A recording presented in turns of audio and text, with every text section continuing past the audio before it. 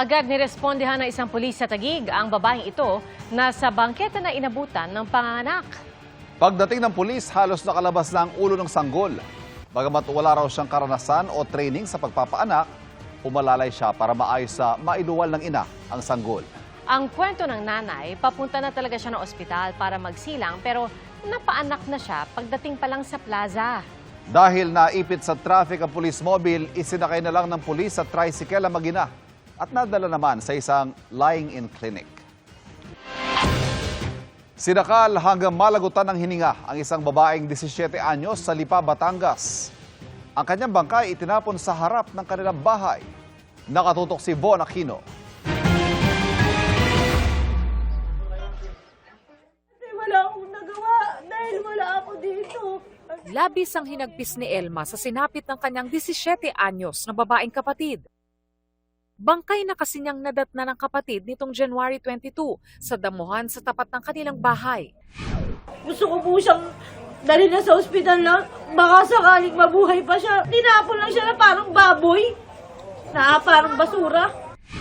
Batay sa investigasyon ng pulisya, nagpaalam ang biktima na dadalo sa isang birthday party pero hindi na siya nakauwi.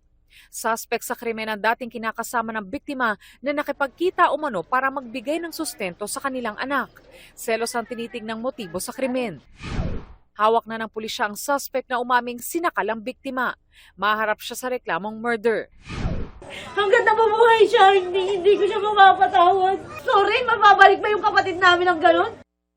Para sa GMA Integrated News, Von Aquino, nakatutok, 24 oras. Nagpapatuloy ang pagdiriwang ng Pista ng Santo Niño dito po sa Metro Manila. Iprinosisyon sa Pasay ang iba't ibang imahen ng Batang Jesus at sinabayan pa ng makukulay na pagtatanghal. At mula sa Pasay City, nakatutok live si Jamie Santos. Jamie? Pia, makikita ang buhay na pananampalataya at tradisyon ng mga debotong lumahok dito nga sa taunang Fiesta del Santo Niño. At dahil dyan, isinara ang ilang kalsada dito sa Pasay. Puno ng kulay, musika at pananampalataya ang Pasay ngayong araw. Lula ng bawat karosa ang puong Santo Niño na dinamitan ng magarbong kasuotan at pinalamutian ng mga bulaklak. Ilang pamilyang narito ay galing pa sa ibang lungsod. Nakiisa sila, dala ang kanilang kwento ng mahabang debosyon, pagpapala at pasasalamat. Ang pamilyang ito na mula pa sa Las Piñas, 30 taon nang ipinuprosesyon ang Santo Niño na minana mula sa kanilang lola. Sa lola pa po namin, ninuno pa. Gano'n na po katagal yun? Ay, matagal na, hindi lang 40 years, hindi lang. Bakit po natin inaalagaan ng Santo Niño? Ay, syempre, yun ang tradisyon po namin talaga. Mulat sa pool. Hanggang sa mga anak-anak namin ngayon, sama-sama sila. Ano ho ba ang ginawa ng Santo Niño sa inyong pamilya? Kaya talaga namang yung tradisyon ay tuloy-tuloy. Ay, syempre, biyaya ng Panginoon sa amin. Lakas ng katawan, lahat na all. Dahil sa tinupad na hiling, 38 years nang inaalagaan at ipinuprosesyon ni Mercy ang kanyang Santo Niño. Dating hirap magkaanak. Dahil sa panalangin kay Santo Niño, biniyayaan daw siya ni Santo Niño ng anak. Hindi lang isa, kundi dalawa pa. Sa kanya ko hiniling yung anak ko. 14 years hindi ako nagkaanak. Siya lang ang humiling ako sa kanya, doon lang ako nagkaanak.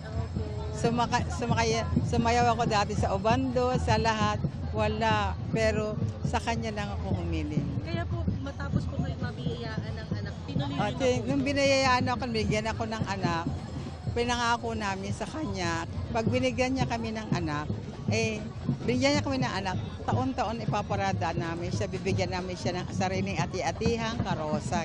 Bukod sa prosesyon ng mga Santo Niño, mas pinakulay at pinasaya ang grand procession ng mga street performances. Kasabay ng selebrasyon, sarado mula pa kagabi ang FB Harrison mula Galvez hanggang Arnaiz Avenue at Halandoni Street, Kapwa northbound. Mula naman alas 11 kaninang umaga hanggang alas 9 mamayang gabi, sarado ang Durham Park, FB Harrison, EDSA, Rojas Boulevard, Buendia Avenue at Halandoni Street. Pia, patunay ng pananampalataya at pagkakaisa ang grand procession na ito dahil nga sa kabila ng traffic at abala, makikita ang saya, demosyon at ang makulay na kultura dito sa Luzon. At yan ang latest mula rito sa Pasay. Balik sa iyo, Pia. Maraming salamat, Jamie Santos.